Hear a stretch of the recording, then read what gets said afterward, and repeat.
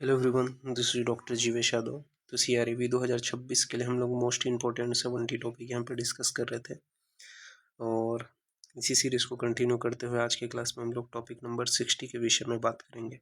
Start करते हैं। तो टॉपिक नंबर 60, तो ये है आपका औसत संग्रह काल। बहुत इंपॉर्टेंट टॉपिक है ये भी। तो औसत संग्रह काल का ये जो चरक का सूत्र स्थान है उसका श्लोक याद रखना। क्या बोला गया है? तेषाम शाखा पलाश मरीच प्रणु वर्षा वसंतयो ग्राहा ग्रीष्म मूलानि शीर्षे व शीर्ण प्रदूर्ण पर्णान शरादि त्वक् कंदक्षीराणि हेमंते साराणि यथर्तु पुष्प फलामिति। अर्थात यहाँ पे बताया गया है कि वर्षा तथा वसंत ऋतु में शाखा पलाश व अचीर प्रारूढ़ का संग्रह करना चाहिए। ठीक है, तो वर्षा और वसंत ऋतु में क्या है? शाखा पलाश व अचीर प्रारूढ़ का संग्रह करना चाहिए। ग्रीष्म तथा शिशिर ऋतु में मूल शीर्ण प्रारूढ़ पर्ण का संग्रह करना चाहिए। तो ग्रीष्म और शिशिर ऋतु में मूल शीर्ण प्रारूढ़ पर्ण का संग्रह करना चाहिए। त्वक व कंद तथा क्षीर का संग्रह शरद ऋतु में करना चाहिए। त्वक कंद व क्षीर का संग्रह शरद ऋतु में करना चाहिए। सार का संग्रह हेमंत ऋतु में करना है, तो सार का संग्रह हेमंत ऋतु में करना चाहिए। फल व पुष्प का संग्रह यथा ऋतु करना चाहिए, तो फल व पुष्प का जो संग्रह है यथा ऋतु करना चाहिए। तो ये यहाँ पे बताया गया।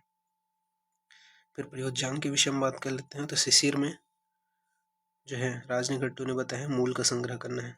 ठीक है, वसंत ऋतु में सुश्रुत ने बताया सार का करना है, जबकि राजनिघट्टू ने पुष्प का संग्रह बताया है।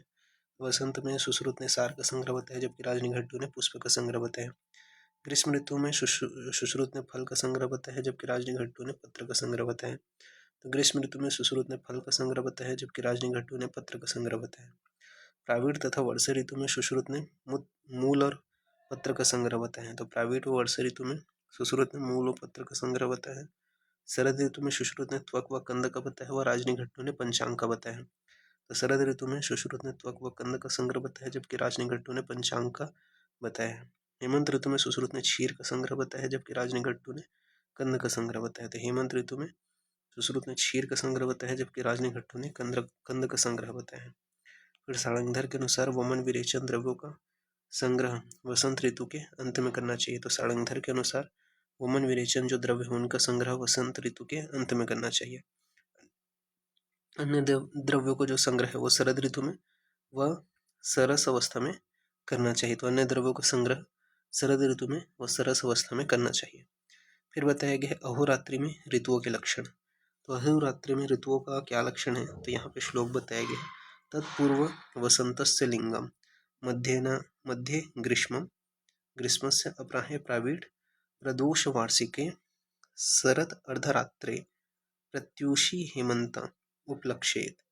यानी कि वसंत में पूर्वाहंत में, वसंत का जो है वसंत की जो तुलना है वो क्या है? पूर्वाहन से की जाती है। ग्रीष्म की जो तुलना है वो क्या है? मध्याह्न से करते हैं। और प्रावीण की जो तुलना है वो अपराह्न से करते हैं। वर्षा की जो तुलना है वो प्रदोष से करते हैं। शरद की जो तुलना है वो अर्धरात्रि से करते हैं। और हेमंत की जो तुलना है वो प्रत्यूष काल से करते हैं। ठीक है, तो ये चीज़ ध्यान रखना कि वसंत की तुलना पूर्वाह्न से, ग्रीष्म की तुलना मध्याह्न से, प्रावीण की तुलना अपराह्न से, वर्षा की तुलना प्रदोष से, शरद की तुलना अर्धरात्रि से, हेमंत की तुलना प्रत्यूष काल से किया जाता है। विभिन्न ऋतुओं में प्रवाहित वायु की दिशा के विषय में बात कर लेते हैं। तो विभिन्न ऋतु में प्रवाहित वायु की दिशा है। वसंत में दक्षिण से वायु प्रवाहित होती है, तो वसंत में दक्षिण से। ग्रीष्म में नैतिक दिशा से वायु प्रसारित होती है, तो ग्रीष्म में नैतिक दिशा से वायु प्रसारित होती है। प्रावीण में पश्चिम से प्रसारित होती है, तो प्रावीण में पश्चिम से। और हेमंत में उत्तरी वायु प्रसारित होती है। तो ये आपको ध्यान में रखना है। फिर प्रयोज्यांग के विषय में बात कर लेते हैं। ठीक है, सुश्रुत अनुसार श्रेष्ठ द्रव्य जो विरेचनार्थ प्रयोग करते हैं। तो मूल जो है अरुणाभ निशोथ। ठीक है, अरुणाभम निशोथा, ये जो है मूल के लिए बोला गया। इसके अलावा त्वक, तो त्वक किसका करना है? तो तिलवक का जो छाल है उसका त्वक अपने को करना है। फल जो है वो हरितिकी का फल यूज करेंगे विरेचन के लिए। तेल में एरंडा का तेल जो है वो प्रयोग करेंगे, श्रेष्ठ बताया गया है। सुरस में कारवेलक का सुरस यूज करेंगे और दुग्ध में स्नुही क्षीर का प्रयोग करेंगे। तो विरेचन के लिए मूल में अरुणाभ निषोद का प्रयोग, त्वक में तिलवक छाल का, फल में ऋतिकी फल का, तेल में एरंडा तेल का, स्वरस में कार्बेलक स्वरस का और दुग्ध में स्नुही क्षीर का प्रयोग करेंगे। तो यहाँ पे आपका बताया गया है हिमव्यते वसंत ऋतु में, ठीक है, ये थोड़ा ध्यान रखना, ठीक है। सुश्रुत और चरक का, हिमव्यते ये वसंत ऋतु के लिए आया है, घन्यते ये शरद ऋतु के लिए बोला है चरक ने, फिर ताप्यते ये जो है प्राविट ऋतु के लिए बोला है सुश्रुत ने, और घर्म काले तो घर्म काले ग्रीष्म ऋतु के लिए बोला है सुश्रुत ने, घर्मांते जो है वर्षा ऋतु के लिए बोला है चरक ने। तो ये आपको ध्यान में रखना है। फिर सुश्रुत अनुसार ऋतुओं के विषय में बात कर लेते हैं, ठीक है। सेवनीय जल, इससे क्वेश्चन पूछा गया था, सेवनीय जल कौन से हैं, तो ये चीज़ ध्यान रखना कि वसंत व ग्रीष्म ऋतु में सेवनीय जो जल है वो क्या है, प्रस्त्रावणार्थ झरना यानी कि कुएं का जल। तो प्रस्त्रवण यानी कि झरना कुएं का जल जो है वसंत या ग्रीष्म ऋतु में पीना चाहिए। वर्षा ऋतु में अंतरिक्ष या उद्भिज जल पीना चाहिए, तो वर्षा ऋतु में अंतरिक्ष या उद्भिज जल पीना चाहिए। प्राविट ऋतु में चौष्ट यानी कि चोटियों का जो जल है वो पीना चाहिए। शरद ऋतु में सभी प्रकार के जल सेवनीय है, और हेमंत ऋतु में सरोवर या ताड़क जल बताया गया। तो हेमंत ऋतु में सरोवर या ताड़क जल बताया गया है। तो ये सेवनीय जो जल है सुश्रुत के अनुसार याद रखना। फिर यहाँ पे बताया गया मध्या अतिरेक का क्रम, तो पहले कफ होता है, फिर वात होता है, फिर पित्त शीघ्रतम होते हैं। भाव प्रकाश के अनुसार घर्म स्वेद का पर्याय है, तो ये चीज याद रखना, भाव प्रकाश के अनुसार घर्म स्वेद का पर्याय है। सुश्रुत अनुसार मास वर्ग के विषय में बात करते हैं, तो सुश्रुत ने 5 वर्ग बताए हैं, 5 भागों में डिवाइड किए हैं। जलाशय, अनूप, ग्राम्य, क्रव क्रव्यभुज, एकशव, जंगल, ठीक है, ये उत्तरोत्तर गुणवान होते हैं। तो जलाशय, अनूप, ग्राम्य, क्रव्यभुज, एकशव और जंगल ये उत्तरोत्तर गुणवान होते हैं। स्थान भेद से जो मास वर्ग हैं, तो जंगल जो है वो 8 प्रकार के होते हैं, अनूप जो है वो 5 प्रकार के होते हैं, तो ये स्थान भेद से है। जंगल मास की योनियां जो है वो 8 बताई गई हैं, तो जंगल मास की योनियां 8 हैं। कौन से हैं, जंगल, विष्कर, प्रतूत, गुहाशय, प्रसह, पर्णमृग, बिलेशय और ग्राम्य। ये क्या है, जंगल मास की 8 योनि है। तो जंगल, विशिकर, प्रतूत, गुहाशय, प्रसह, पर्णमृग, बिलेशय, ग्राम्य, ये जंगल मास की 8 योनि है। फिर अनूप मास की 5 योनियां बताए गए हैं, कुलचर, प्लव, कोशस्थ, पादी और मत्स्य। तो अनूप मास की 5 योनियां हैं, कुलचर, प्लव, कुशस्थ, पादीय और मत्स्य। सुश्रुत अनुसार ऋतुओं के अनुसार भोजन ग्रहण काल बताए गए। सुश्रुत के अनुसार ऋतुओं के अनुसार भोजन ग्रहण काल बताए गए कि हेमंत व शिशिर ऋतु में रात्रि काल लंबी होती है, तो भोजन प्रातः काल ग्राह्य होते हैं। तो हेमंत व शिशिर ऋतु में रात्रि लंबी होने की वजह से भोजन प्रातः काल ग्राह्य होते हैं। ग्रीष्म व प्राविट ऋतु में दिन लंबा होने की वजह से भोजन अपराह्न में ग्राह्य होते हैं। तो ग्रीष्म व प्राविट ऋतु में दिन लंबा होने की वजह से भोजन अपराह्न में ग्राह्य होते हैं। शरद व वसंत ऋतु में दिन व रात्रि समान होने की वजह से भोजन मध्याह्न में ग्राह्य होते हैं। तो ये चीज ध्यान में रखना। फिर सुश्रुत अनुसार बालकों में औषधि की मात्रा के विषय में बात कर लेते हैं। तो सुश्रुत के अनुसार बालकों में औषधि की मात्रा बताई गई है कि मांस दूध व क्षीर पे, तो मांस और दूध व क्षीर पे ये औषधि की मात्रा बताई। उंगली पर्व द्वय ग्रहणम, तो उंगली पर्व द्वय ग्रहणम ये जो है मांस ऊर्ध्व क्षीरप में बताया गया। औषध ग्रहण काल बताया गया है, केवल धात्री को औषध देना चाहिए, तो केवल धात्री को औषध देना चाहिए। फिर चिरनाद में कोल अस्थिवत, चिरनाद में कोल अस्थिवत बताया गया। औषध ग्रहण काल जो है वो बालक व धात्री दोनों को बोला गया। तो क्षीरनाद में क्या है, कोल अस्थिवत, औषध ग्रहण काल बालक व धात्री दोनों को। नाद में कोलवत, औषध ग्रहण काल बताया गया, केवल बालक को औषध, ठीक है।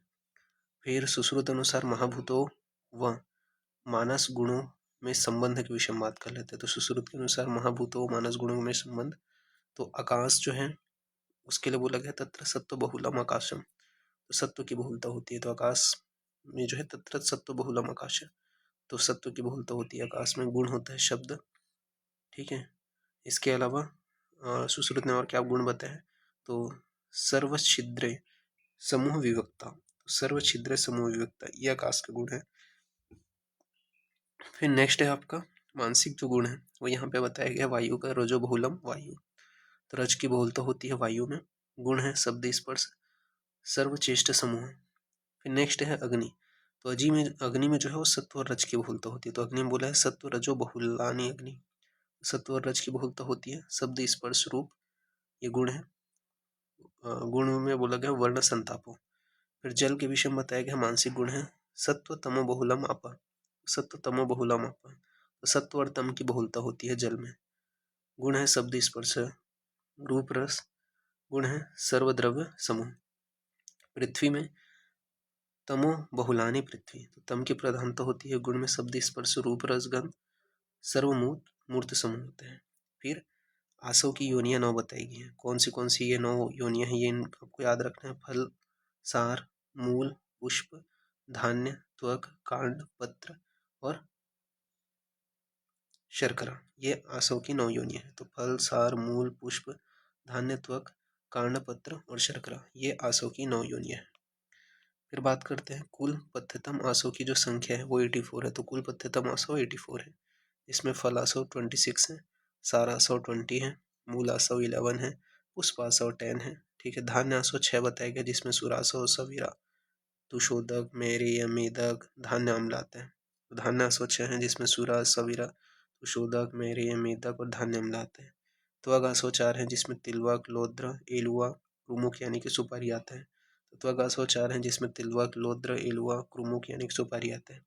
कांडासव 4 है जिसमें इच्छु, कांडेक्षु, इच्छुवालिका तथा पुंडरीक आते हैं। पत्रासव 2 है जिसमें पटोल पत्र व ताड़क पत्र आते हैं। शर्करा आसव 1 है। ठीक है। तो ये आपको ध्यान में रखना है। फिर नेक्स्ट है चरक अनुसार 10वीं परीक्षा भाव। तो चरक अनुसार 10वीं परीक्षा भाव बहुत इंपॉर्टेंट है, ये चीज याद रखना। तो कारण के विषय में बताया है कारणम भीषका। ठीक है। चिकित्सा शास्त्र क्या बोलता है, भीषक यानी कि वैद्य बोला है, और सुश्रुत ने कर्ता को भीषक बोला है। फिर करण किसको बोला गया है, तो करण चरक ने बोला है करणम पुनः भेषज। ठीक है। यानी कि भेषज यानी कि औषध को करण बोला है। करण जो है सुश्रुत ने रस को बोला है। फिर कार्योनि किसे बोला है चरक ने, कार्योनि धातु वैषम्य को बोला है, यानी कि जो रोग योनि धातुओं का विषमता करता है। ठीक है। तो वो क्या है, कार्योनि है। जबकि कारण क्या बोला है, तो कारण यहाँ पे दोष को बोला है। ठीक है। और कार्य जो है वो आरोग्य को बोला है। ठीक है। जबकि चरक ने क्या बोला है, धातु शाम्य ये कार्य है, यानी कि रोग का नाश करके धातु शाम्य स्थापित करना ये कार्य है। फिर कार्यफल का है, कार्यफलम सुख वाप्ति, यानी कि सुख हर्ष अर्थ यश की प्राप्ति करना ये कार्यफल है। तो सुख हर्ष अर्थ की तथा यश की प्राप्ति करना ये कार्यफल है। अनुबंध किसे बोलते हैं, तो अनुबंधक खलवायु, तो अनुबंधक खलवायु यानी कि आयु का ठीक रहना, ये क्या है आपका आयु का ठीक रहना, ये अनुबंध कहलाता है। फिर देश के विषय में बताया है देशो भूमि आतुरस्य, यानी कि भूमि एवं रोगी का जो शरीर है वो देश कहलाता है। फिर काल के विषय में बोला है काल पुनः सत्वसर आतुरस्य आतुरवस्थस्य, यानी कि सत्वसर तथा आतुरावस्था ये काल है। फिर प्रवृत्ति के विषय में बात करते हैं, प्रवृत्ति प्रतिकर्म संभव, यानी कि चिकित्सा कार्य का आरंभ करना ये प्रवृत्ति है। फिर उपाय किसे बोलते हैं, उपायस्त भीषक आदि नाम सौष्ठान अभिविधान, यानी कि वैध औषध कार्योनि में कार्य करने की तत्परता ये उपाय है।